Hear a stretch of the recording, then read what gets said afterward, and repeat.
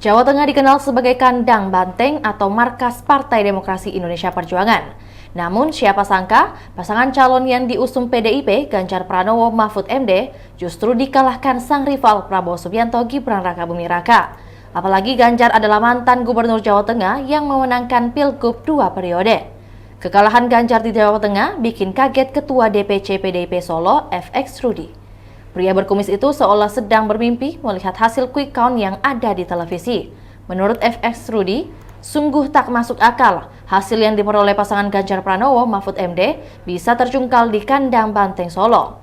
Sesuai data masuk sementara, pasangan calon paslon nomor urut 1 Anies Baswedan Muhaimin Iskandar meraup 24.171 suara. Kemudian Prabowo Gibran meraih 74.910.000 suara. Kemudian Prabowo Gibran meraih 74.910 suara.